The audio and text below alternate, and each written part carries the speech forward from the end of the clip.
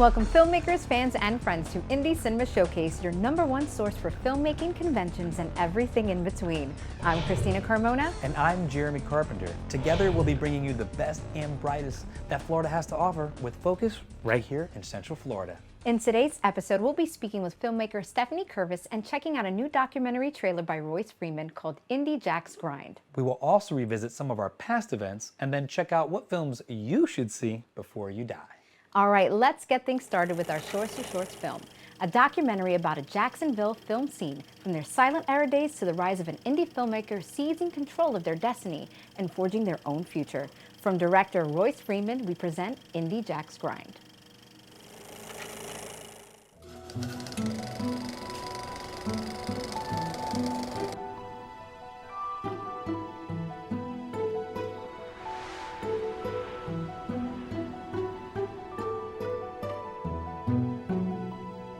Film is a fickle mistress. You have to kind of decide, how much you're going to invest in attracting it, recognizing that it will go away.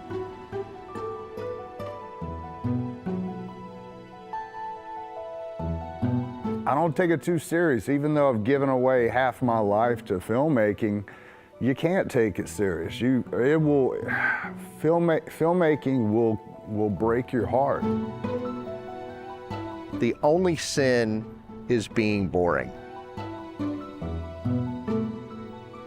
Determination. With that scrappy dog, I think we can overcome anything. We do this for the love. It challenges me. Sometimes you catch lightning in a bottle.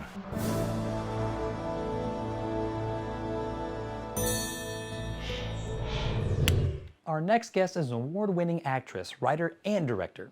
Always a passionate creator and performer, she made her onstage debut at the age of 7 and then began training on camera as a teenager.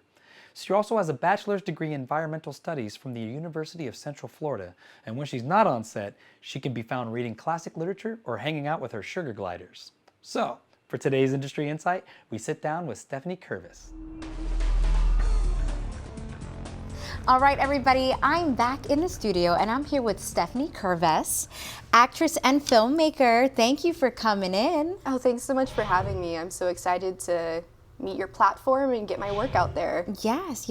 Of course, we had to bring you in after we saw your stuff. So tell us about your journey. How'd you get started? Yeah, I've been an actor all my life. Even when I was a toddler, I'd write my own plays, I'd make my own costumes, I'd make my family perform them for me. I did the same thing. I've always been a little performer, a little creator. Right. I started doing theater when I was 6 or 7, and I've been bit by the acting bug ever since. I got into acting on camera in high school and fell in love with it, moved more away from theater to film.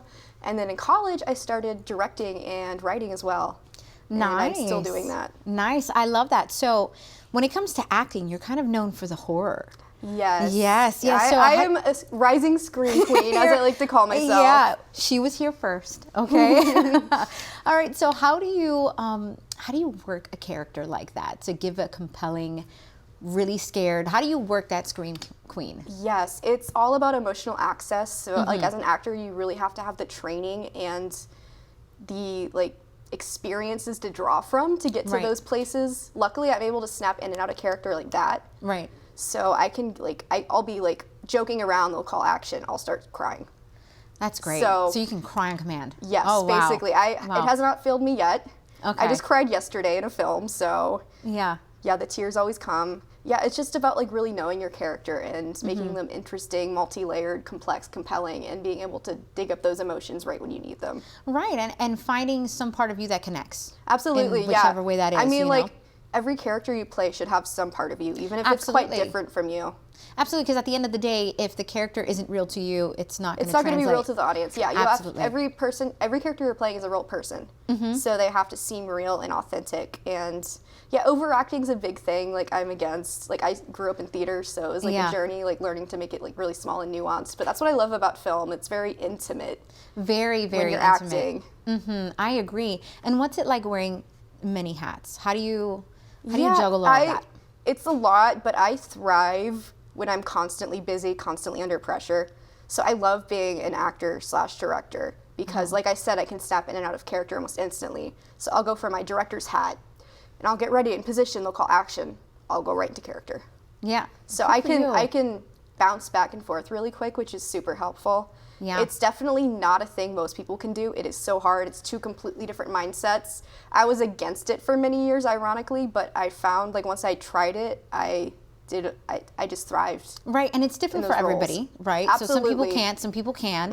It doesn't make you any better or any, you know, No, any worse, you just but have it's just to one like of those. find your niche on a film set. Yes, you do. Yes, you do. And I feel like being an actor, going into directing, that's a huge help. Oh, because absolutely. You understand. I love working with actors. Like I do have some filmmaking experience. I studied at the New York Film Academy up in Manhattan, which was awesome. So I do have a filmmaking side I can draw on too, but like I have an amazing team behind me. My DP, I always work with Austin Sarver. He handles most of the tech stuff. Yeah. So I can concentrate on the creative vision and focus on my actors. Yes. And like as an actor, it's amazing to work with other actors as a director. Yes, because you know it. You know what it feels like. I know what I need to get into character, and like I'll be like, yeah. So before we show up on set, I'm like, what's your process so I can really help you get there. Yeah. When we're on set together. Yeah, so that's it's cool. fantastic. And everyone's different, so it's cool just finding all the workarounds for each person and learning their processes and bringing my own touch to their work. Yeah. So another question for you regarding that, I noticed that your work has a lot to do with real things, real situations. Yes. Talk to me about what drives you to make those kind of stories. Yeah, absolutely. I actually have a degree in environmental studies from UCF. I was originally going to go into environmental science, but art has always been my calling. It was kind of like a compromise with my parents. So now I'm kind of bringing like those issues on screen through art, kind of using my platform to bring real world issues. And listen, they can't say you didn't use your degree for something, right? Absolutely. I'm just following my own path, a very unique path I'm forging myself. Yes. So the film I did actually just a few days ago was my environmental piece called The Eden Trials, and it's basically humanity on trial for their crimes against the planet, and this courtroom of animals is judging them, and we see the past, present, and future of the earth if we keep continuing in our ways and what will eventually happen. Now talk about Parallel Lives. What inspired that story? Parallel Lives. That's my mental health piece. That's another issue I'm really passionate about. Okay. I shot the proof of concept last year, and it'll be making the rounds this year with investors to fund the feature. And basically the story came from me wanting, as an actor, to play a bunch of different characters in one piece. So there's two leads that play basically three distinct different personalities. So our leads are Sam, and she escaped from an abusive relationship. She's healing her wounds in the mental hospital. Alan is this writer, he's an alcoholic, and he gets Baker acted by his brother and ends up in the same mental hospital. And they meet. So Sam, obviously, he looks like her abuser. She freaks out. And for Alan, Sam looks like the woman who he was in love with, who helped him get back on his feet. So he's like, the love of my life is back. He's overjoyed. Yeah. And that's where the proof of concept ends. And the feature basically unravels who these people are, why they have these alter egos, and they develop a new relationship together and heal their wounds, because I think that's really important to show. Like, that's people who it's are a real mentally part. ill, they always kill them off in movies. They never get the chance to heal and grow. Right. So that's really what I want to show with my feature. That's wonderful. So that's what you want people to take away, just Absolutely. a different variation of a story, because it doesn't always have to end with doom and gloom. Yeah, I mean, there's definitely doom and gloom in it. It goes to some very dark places. It can, right? Just like life. I will say, like, the emotions come from a very authentic place that I've been in. The story, obviously, I haven't lived, but the emotions I have lived. So I hope that it really resonates with the audience, and especially people who have suffered with mental illness. Now, where can we find more information about you and your work? Absolutely. You can follow me on Instagram at Stephanie_Kirves.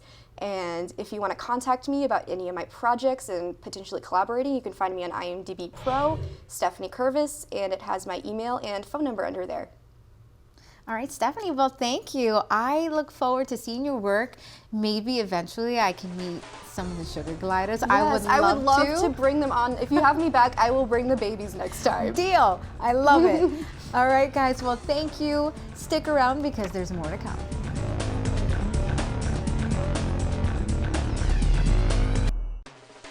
Want to be a guest on the show, promote your project, or have your film featured? Visit our website at indiecinemashowcase.com. You can also catch past episodes while you're there. And don't forget, you can also support the show by following us on our socials. Facebook at ICSTV, and on Instagram and X as well at ICSTV Show. And if you'd like to reach out to us directly, Shoot us an email at icstv@yahoo.com.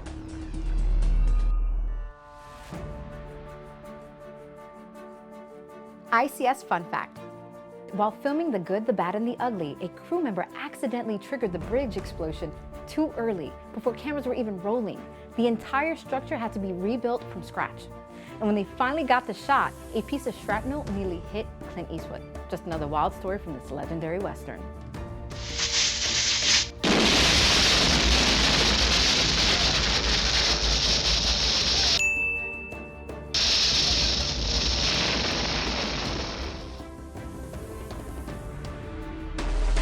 Well, welcome back. Now it's time for our segment we like to call On Location with ICS. In this episode, we revisit Second Soul Studio to speak with Willie Harper, the showrunner of an up-and-coming kids show called Needlz Skratch.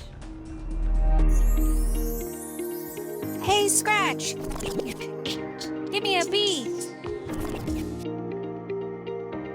Ever since Jim Henson made puppets mainstream with Sesame Street, The Muppet Show, and movies like Dark Crystal and Labyrinth, there have been thousands who have taken up the mantle to entertain the next generation.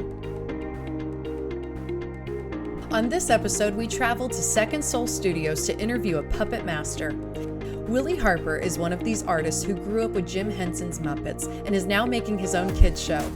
Needlz Skratch, a very unique show that is making waves in the film festival market and soon will be in full production teaching kids about music and so much more.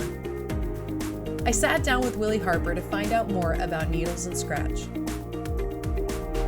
How are you doing today? I'm doing great. Thank you for inviting me. Thanks so much for coming out and bringing our lovely friends as well. This is Needlz and this is Skratch. Yeah. Can you tell me, let's get right into it. Tell me a bit about Needlz Skratch. So Needlz Skratch is a show for preschoolers. It's a throwback between having records and spinning back in the 80s and 90s. And so what I really wanted to do is bring the mix of music with education to help preschoolers learn and retain information while they're in school. I love that. What made you decide that you wanted to create this show? So at the time, my daughter was in school and she was having trouble retaining information. And so I was trying to find a helpful way to not only make educational fun, but have her retain the information that she's learning. Yeah. So that way it's not just for the test, but also she can use it in her everyday life. Love that. That's so great. And so like you grew up with puppetry. How long have you been a puppeteer? So I'm self-taught, Wow. and I've been doing that for about 8 years now, of learning, watching a lot of YouTube videos. Sure. Yes, a lot of YouTube Yes. videos. And so that way I can get like a better understanding of standing outside myself.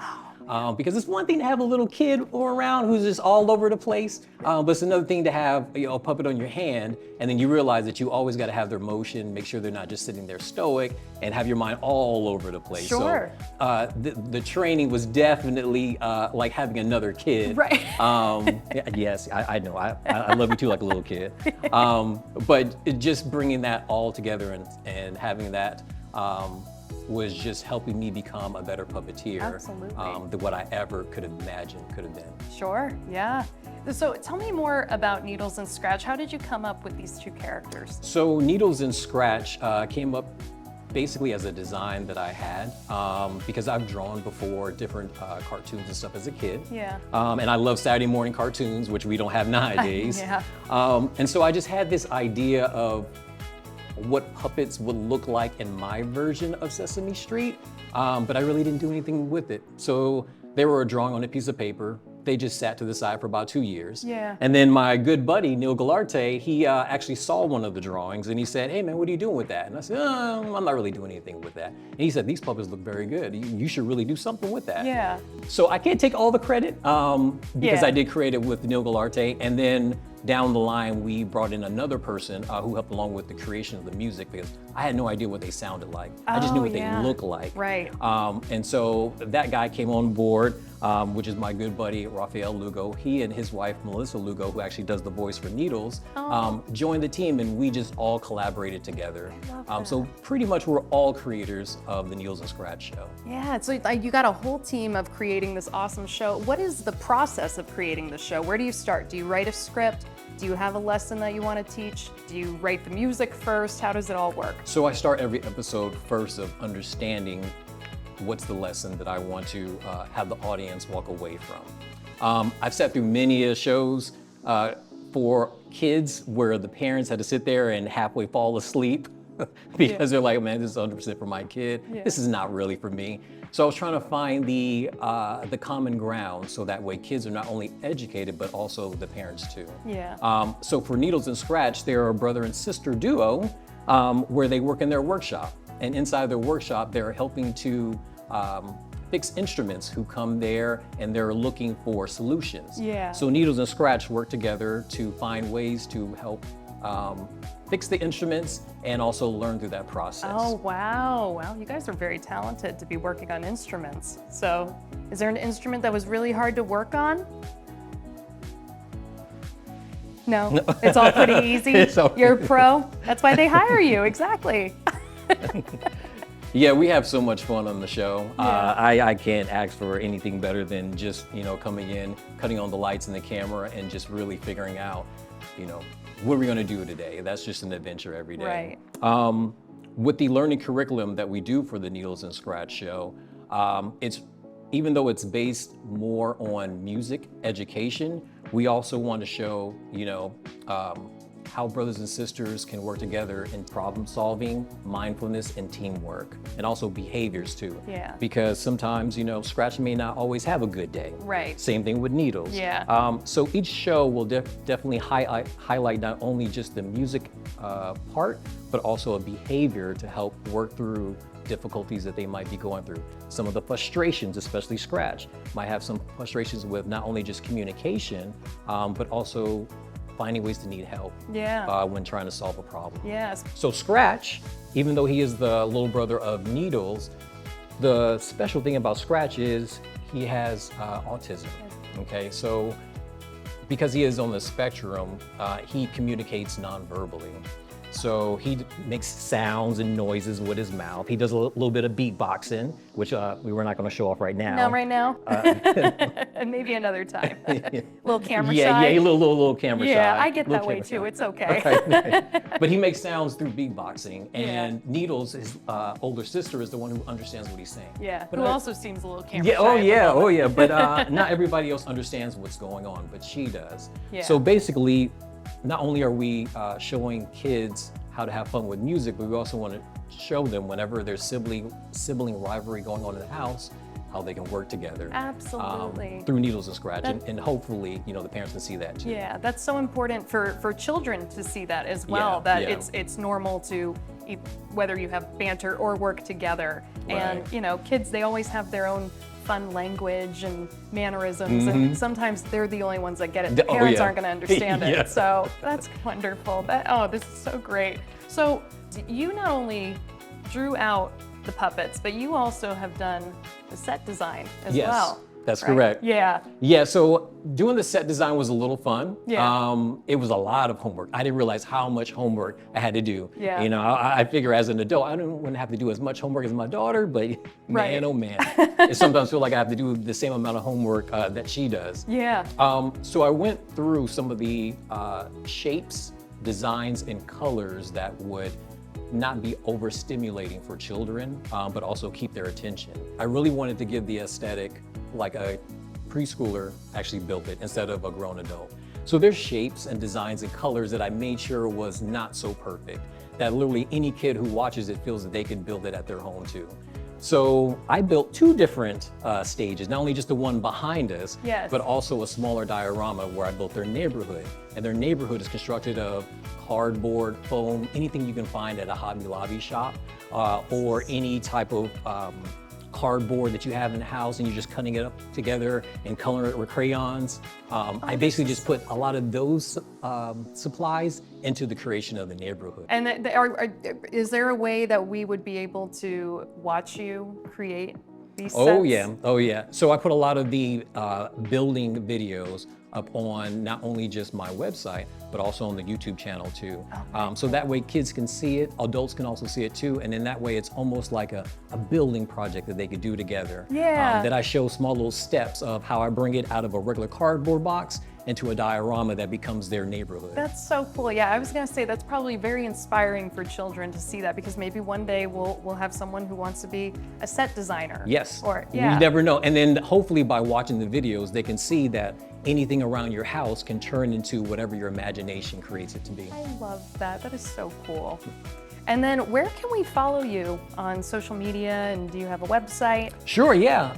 So we're always looking for individuals to discover Needlz and Skratch, and they can discover it through our website, which is needlzandskratch.com.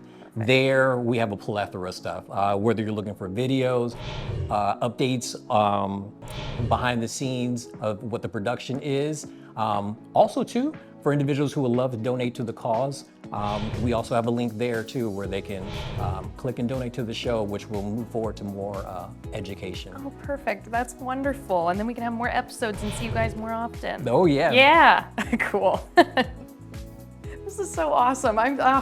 What I've seen so far, these guys are fantastic. You guys are gonna go far. Thank you. It's been really, really cool. And my final question is, who's easier to work with, actors or puppets? I don't know if I could just say you. How's your sister gonna feel? I'm just gonna say they both are. They both have their special moments. They both have their special difficulties. Yes. Challenges. Okay. And so with that comes with enjoyment, just like raising a kid. Absolutely. You know, you have your good days, you have your frustrating days. Yeah. But they work out, and I just wouldn't change it for the world. Yeah, absolutely. They're a family in a way. Yes. Absolutely. Yes. So, well, thanks so much for joining us, No Willie. problem. And Skratch, thank you so much. It was a pleasure meeting you. And I hope to see you again soon. And I can't wait to see you some more and see your series, because you're pretty great. All right, Willie, thank you so much Thank again you. for joining us. For our final segment, here's a film we think you should see before you die. This week's pick, Once Upon a Time in Hollywood. Written and directed by Quentin Tarantino, another great one. Set in 1969 LA, it follows a fading actor and his stunt double as they face a changing film industry, with the Manson murders looming in the background. It was Tarantino's first film without the Weinsteins, and also the final film appearance of Luke Perry. Critics now rank it as one of the best films of the 21st century. Once Upon a Time in Hollywood is rated R, and it's our must-see movie we think you should see before you die. Well, that's all the time we have for this episode of ICS. We want to thank Stephanie Kirves for sitting down with me, and Royce Freeman and Willie Harper, creator of Needlz and Skratch. Needlz and Skratch. That's a cool name. It's right up your alley. Oh, it's right up my alley. Well, we hope you learned something new, saw something that you love, or got inspired to get off your couch and go make a movie of your own. Who knows? It might be good enough for us to screen on the next Indie Cinema Showcase. Don't forget to follow us on our socials, Facebook at ICS TV and Instagram at ICS TV Show. And don't forget, you can also catch us on YouTube at Indie Cinema Showcase. And if you want a chance to have you, your work, event, convention, or film festival featured on ICS, send us an email at icstv@yahoo.com. Until then, the set is closed, and as they say in the movie business, that's a wrap. See you next time.